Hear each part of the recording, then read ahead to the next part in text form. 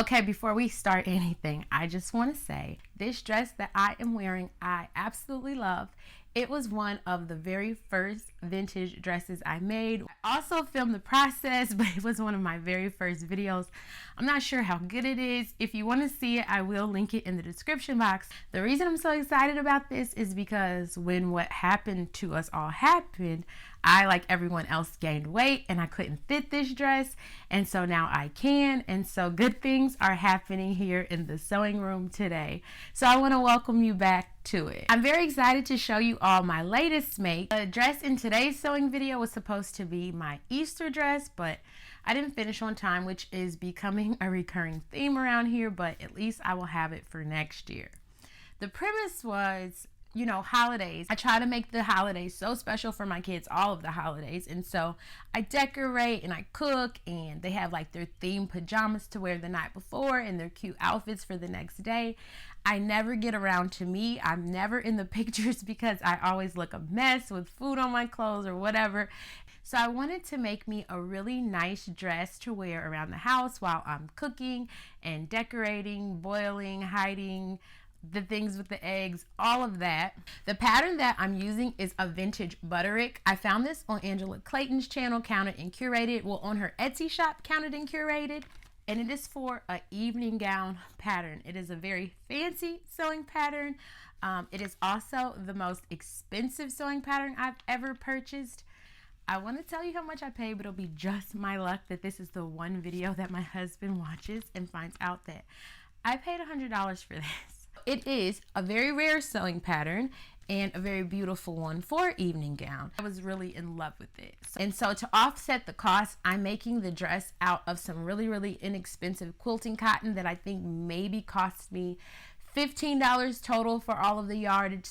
That looks really Eastery, pastel, springtime. So I think that justifies it. Also, it's a good way to make a wearable mock-up. So should I choose to make this dress again for a more formal occasion, I know what to expect and I don't make any mistakes on more expensive fabric, and I didn't waste a whole lot of money if I mess this up. So I'm not gonna hold it up. We're gonna get right into the making of my spring evening day gown, spring day evening gown. So I hope you like it. Let me know in the comments what you think of the dress that I am wearing, as well as the one we sewed today. Go and check out that video. I think I will too. It was about a year and a half ago. It was like when I first started the channel. So I don't know, it might be cringe, but I think I'm going to go check it out, and you should too. It will be in the description box below. And so let's get into the making of my spring day evening gown using a 1950s vintage sewing pattern. So here is that sewing pattern. It is Butterick 5312. It's from the 1950s, but it didn't have a copyright date on it. So as usual, I ask if you have any information on this pattern, then feel free to share it. So it doesn't look too complicated. It's some skirt pieces, this flounce piece here. I'm gonna go with the view for the one shoulder because why not? It says quick and easy on it, so we will see what happens. The pattern pieces are unprinted. It just has the dots for instructions. I guess this does help date it some to the early 1950s, but I'm just really not sure. So we're just gonna get right into the construction. So I went about laying out the skirt pieces. I'm going to start here. They are so big, it made it a little difficult to work with. And so I had to cut them out one at a time because there was really just no room on the cutting table to double the fabric up. And so I just went about cutting them out, and then the bigger pieces I cut out on the floor. I wanna look back and say I could have done more than I did now. Sometimes it can be hard, yeah, it can be hard, yeah, it can be hard when you grow up. People fill you with doubt, you start thinking about what you're gonna do now. But we only got one chance and got one life to live. So I have the skirt front and skirt back cut out. That's these here. I have the cascade piece over here that I do not have enough fabric for. So I ordered more. Who knows what it's gonna be here. And so now I'm going to cut out all of the bodice pieces and do as much as I can without the cascade piece. This is all the fabric I have left, which I'm sure is enough for the bodice, just not enough for the rest of the stuff. And it's do or die, gotta make it count, so lose your worries, let your problems go on, until my whole body burns out. I ain't never gonna slow down.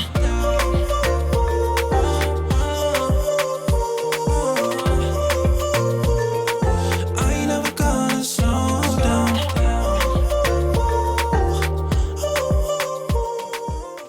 So after all of that cutting and pinning, I finally made it to the sewing machine. It's so funny how little time of your sewing time is actually spent at the sewing machine. I kind of wish someone had told me that when I first started sewing, because I really love to be at the sewing machine, but it's a lot of getting up, getting down, cutting, and pinning, and so much other than just being at the sewing machine. I kind of wish I had done a better job of matching up these stripes. I've worked with stripes a few other times, and sometimes I've done so well, and then sometimes it's just not right.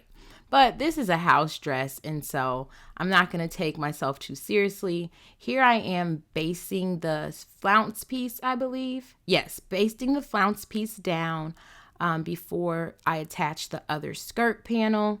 I'm sure this was after the other fabric arrived, which really didn't take too long, but it definitely is what prevented me from having this done by Easter. Sometimes people will try to hold you back from being who you want to. Don't be questioning why, do whatever feels right, find your passion and fight. Cause we only got one chance and got one life to live. And it's do or die, gotta make it count, so lose your worries, let your problems go on. So we finally start construction on the bodice, and I'm just transferring all of those different dots. They can be confusing at times because you think every one means something important, and sometimes they don't. Sometimes the dots are indicative of just the seam line and center front and things like that. And so I'm learning how to work with these unprinted patterns a little bit better. So after I made the dots, I connected the dots and got the darts pinned in place. And so one piece is the front of the bodice, and then this piece is either the front or the back. I'm not sure. I was confused the whole time. But this is where our first problem began. I cut the front and the back pieces out going the same way. And for a second, I was just so flustered and confused, like, what is happening here? And then I realized that, and so I had to do it over.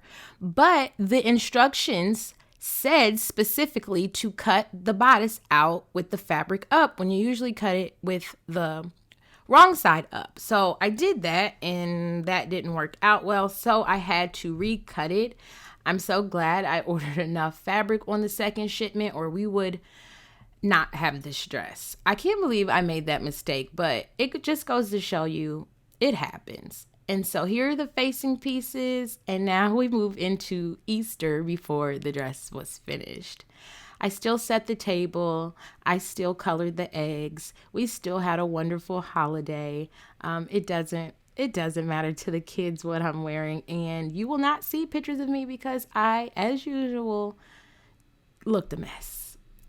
So I look forward to next year of wearing this dress as I do all of this decorating. There were balloons everywhere. It looked like an Easter birthday party. It was so much fun. The kids colored eggs. Their grandparents came over and hunted with them and colored eggs with them. And it was just a really, really beautiful holiday. And I'm so grateful for it. Happy Easter. Happy Easter.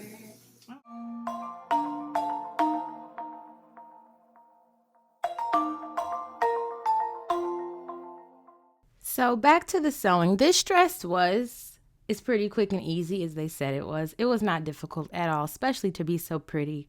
Here I am doing the hem, which did take a little while just because the skirt is so full at the bottom, but it was enjoyable. And now I'm back dealing with the facing pieces, which also had to be hemmed at the bottom or finished at the bottom. And so that's what you see me doing here. Sometimes people will try to hold you back from being who you want to. Don't be questioning why, do whatever feels right, find your passion and fight. Cause we only got one chance and got one life to live. And it's do or die, gotta make it count. So lose your worries, let your problems go on. And so now I have that facing pinned down to the bodice. The curves are a little bit tricky for me. I'm sorry. The focusing was a little bit tricky for the camera clearly, but I got all of that stitched down. The next step was attaching the bodice to the skirt, which was a little bit tricky, making sure to not get the flounce caught in my stitches. It needed to be free but connected. It was a weird thing, but I was able to figure it out, and I'm absolutely in love with this dress. The very last step was to insert the zipper, and I had, for some reason, in my stash, a beautiful yellow invisible zipper, and so I'm gonna get that put in, and then this dress will be complete. And so here I am in the dress. I absolutely love it. I love how it moves and how it flows. There are a few fit issues, but the cost of the fabric and being able to learn from sewing it for the first time is definitely worth it.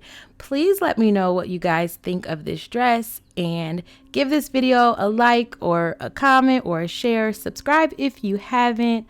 All of those things. I really appreciate you all for being here. And it is too bad that this dress wasn't done in time for Easter, but you will definitely be seeing me wearing it next Easter. And I will see you in my next video that is soon and sure to come.